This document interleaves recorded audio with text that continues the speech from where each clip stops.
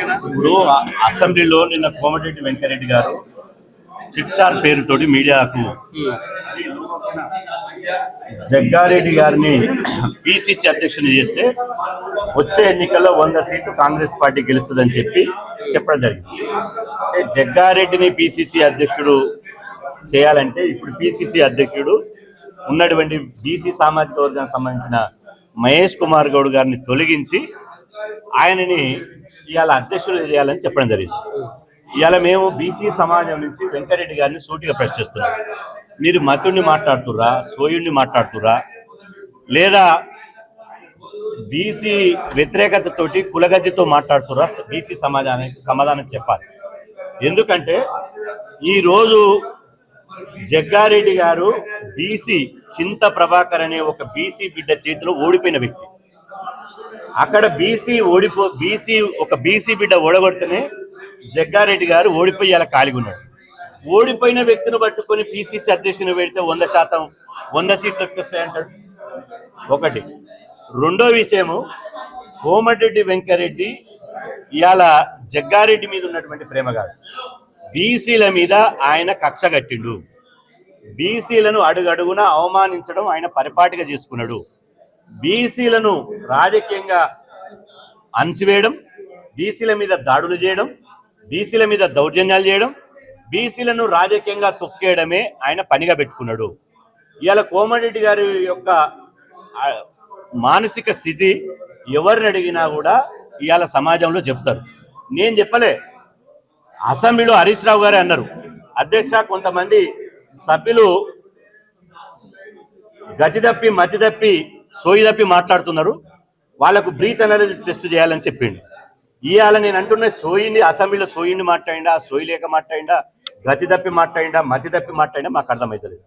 ఇవాళ బీసీ సామాజిక వర్గానికి సంబంధించిన మహేష్ కుమార్ గౌడ్ గారు ఆయన పదవీ కాలం 3 సంవత్సరాలు, ఆయన వచ్చి సంవత్సరాల కాలం అయింది.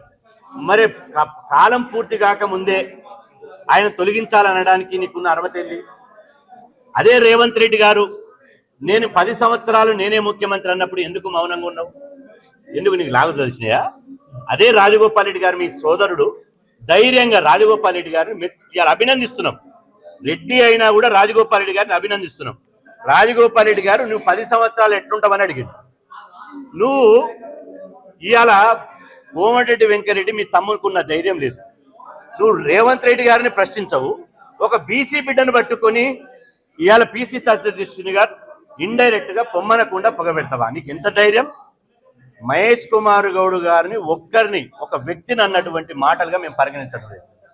మహేష్ కుమార్ గౌడ్ గారు 60% మంది బీసీల ఆత్మగౌరవానికి ప్రతీక, ఒక బీసీలకు ఐకాన్, బీసీలకు ఒక లెజెండ్.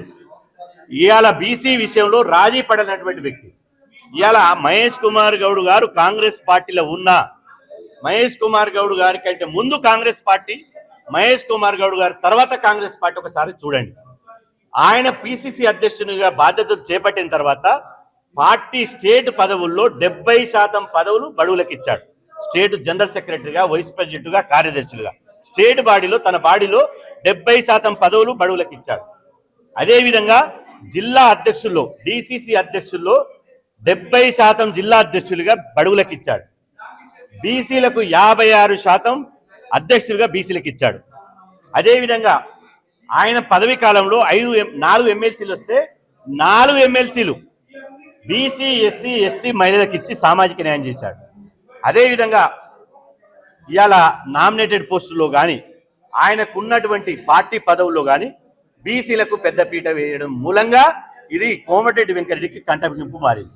మహేష్ కుమార్ గౌడ్ గారు వచ్చిన తర్వాత తెలంగాణ రాష్ట్రంలో కులగణన జరగడం, కులగణన జరిగిన తర్వాత కులగణన వివరాలు అసెంబ్లీలో పెట్టి బీసీలకు విద్యా, ఉద్యోగ, రాజకీయ రంగాల్లో 42% రిజర్వేషన్లు కావాలని అసెంబ్లీలో చట్టం జరగడం, అదేవిధంగా ఢిల్లీలో ధర్నాలు జరగడం. మహేష్ కుమార్ గౌడ్ వల్ల బీసీ వాదం పట్టణాల నుంచి పల్లెకు వాకి బీసీ భావజాలము, బీసీల రాజకీయ వ్యాప్తి పల్లెకు పెరిగింది. ఇది వాస్తవం. దీన్ని జీర్ణించుకోలేక, దీన్ని తట్టుకోలేక ఇవాళ ఉన్న పలంగా అసందర్భంగా కోమటిరెడ్డి వెంకరెడ్డి గారు ఇవాళ మహేష్ కుమార్ గౌడ్ గారిని తొలగించాలనడం ఎంతవరకు సమంజసం? అంటే మహేష్ కుమార్ గౌడ్ గారి మీద ఉన్న కక్ష కాదు ఇది. ఇవాళ పిసిసి అధ్యక్షుడు మహేష్ కుమార్ గౌడ్ గారు ఒక వ్యక్తి మీద అన్నటువంటి సమస్య కాదు, ఇది యావత్తు బీసీ సమాజాన్ని, ఆత్మగౌరవాన్ని, మనోభావాన్ని దెబ్బతీయడమే. అందుకోసమే ఇవాళ డిమాండ్ చేస్తున్నాం. ఇవాళ కాంగ్రెస్ పార్టీకి రాహుల్ గాంధీ గారు కులగణన కావాలి, ఎవరి జనాభా వాళ్ళకు ఎవరి జనాభా దామాస్ ప్రకారం వాళ్ళకు వాటా దక్కాలంటున్నారు కదా. మీకు నిజంగా బీసీల మీద చిత్తశుద్ధి ఉంటే ఇట్లాంటి బీసీ ద్రోహిని, కోమటిరెడ్డి వెంకరెడ్డి అనే బీసీ ద్రోహిని తక్షణమే మంత్రివర్గం నుంచి బర్తరఫ్ చేయాలి. నేను నిన్న తొలగించాలంటే మా బీసీ సమాజం నన్ను తిడుతున్నారు. తొలగించాలి కాదు, బర్తరఫ్ చేయాలి.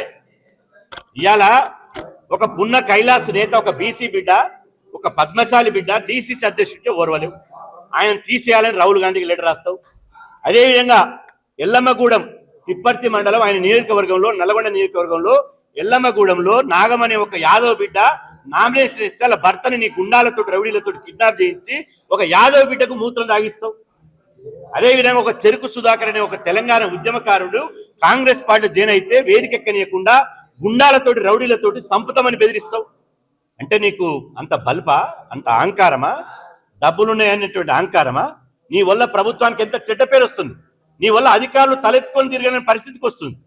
ఇవాళ బీసీలను ఇదే విధంగా నీ వైఖరి అవలంబిస్తే నిన్ను నల్లగొండ గడ్డ మీద రాజకీయంగా బొందబెట్టడం బీసీ సమాజం బాధ్యతగా తీసుకుంటుంది. ఇవాళ నువ్వు వెంటనే బీసీ సమాజానికి మహేష్ కుమార్ గౌడ్ గారికి క్షమార్పణ చెప్పాలి. క్షమార్పణ చెప్పకపోతే నీ ఇల్లు ముట్టడి తప్పదు.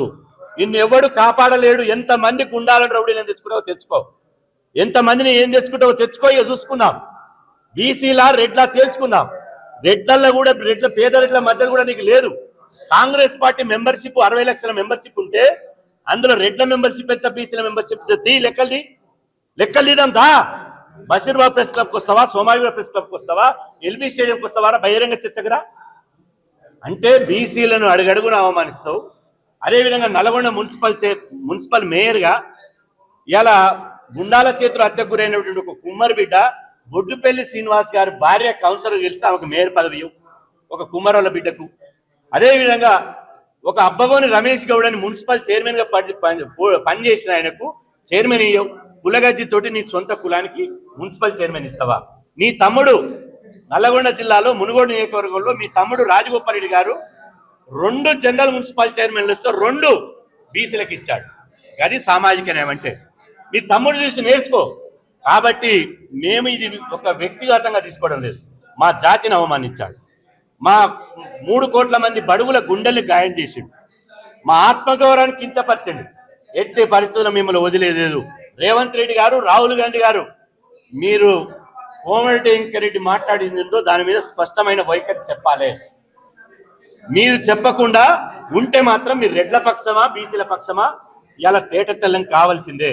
కాబట్టి ఎట్టి పరిస్థితుల్లో మేము తాడోపేడ తెలుసుకోవడానికి త్వరలోనే ఆయన ప్రాతినిధ్యం వహిస్తున్నటువంటి నల్లగొండ గడ్డ మీద 2 లక్షల మందితోటి బహిరంగ సభ పెట్టి నల్లగొండ గడ్డ మీద ఇదే బీసీ వ్యతిరేకమైనటువంటి, బీసీల ద్రోహి అయినటువంటి కోమటిరెడ్డి వెంకరెడ్డిని రాజకీయంగా భూస్థాపితం చేయడానికి నల్లగొండలో బహిరంగ సభ పెడతాం. బీసీల సత్తా ఏందో, బీసీల తడాకేందో తెలుస్తాం. మళ్ళీ జీవితంలో బీసీలకు చూస్తే, బీసీల జోలికి వస్తే బీసీల సంగతి ఏందో, బీసీల తడాకేందో చూయిస్తామని చెప్పి ఈ సందర్భంగా హెచ్చరిస్తున్నాం.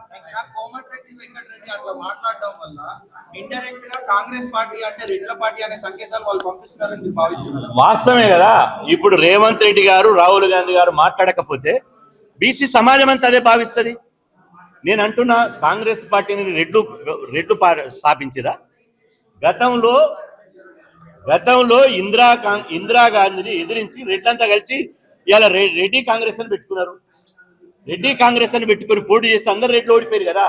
కొమ్ము పాపయ్య యాదవ్ లాంటి, ఇలా నిమ్మల చెలకుర్తి రామ్మూర్తి యాదవ్ లాంటి ఒక సామాన్యమైనటువంటి బీసీ బిడ్డలు గెలిచారు కదా. ఇలా మీకు దమ్ముంటే రెడ్లందరూ కలిసి రెడ్డి కాంగ్రెస్ అని పెట్టుకోండి. ఇవాళ ఢిల్లీలో కాంగ్రెస్ పార్టీ పుడితే ఆ కాంగ్రెస్ పార్టీ మీరన్నట్టు ఇది కాంగ్రెస్ పార్టీ రెడ్లకు పేటెంటా? మీరే ఉంటారా? ముఖ్యమంత్రులు మీరే, పిసిసి అధ్యక్షులు మీరే, మంత్రులు మీరే, శాసనమండలి చైర్మన్ మీరే, రాజ్యసభ సభ్యులు మీరే, శాసన సభ్యులు మీరే, నామినేటెడ్ పోస్టులు మీరే. ఇక మొత్తం బీసీలు ఏమిట్టుకున్నారు? ఓట్లు వేస్తేందుకు మీకు జెండాలు మస్తు అనుకున్నారా? ఇదంతా బీసీ ఎస్సీ ఎస్టీ సమాజం గమనిస్తున్నారు.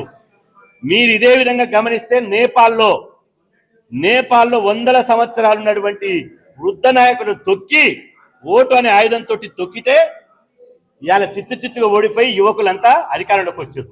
అదే గతి పడుతుంది ఇక్కడ. కాంగ్రెస్ పార్టీ బీసీల పక్షమా, బడుగుల పక్షమా, రెడ్ల పక్షమా తేల్చుకోవాల్సిన అవసరం ఉంది. ఒక పిసిసి అధ్యక్షుడుగా ఉంటే ఓర్వలేకపోతున్నారు. ఇలా నేను అంటున్న మిగతా పిసిసి అధ్యక్షుడు అన్నప్పుడు కాంగ్రెస్ పార్టీలో అందరికీ ఒక పార్టీ అధ్యక్షుడు, ఒక ప్రోటోకాల్, అందరికి బాస్. మరి దీని మీద ఎందుకు మిగతా మంత్రులు ఎందుకు స్పందించరు? కోమటిరెడ్డి వెంకరెడ్డి వ్యాఖ్యల పట్ల ఖండించాలి కదా, మిగతా మంత్రులు ఎందుకు ఖండించరు? అంటే మీరు ఖండించకపోతే మీరు కూడా వెంకరెడ్డి పక్షమని గమనిస్తాం. ఎవరెవరైతే బీసీలకు వ్యతిరేకంగా పనిచేస్తున్నారో, ఎవరెవరైతే బీసీ ద్రోహులుగా మారుతున్నారో వాళ్ళ జాబితా సిద్ధం చేసుకుంటాం.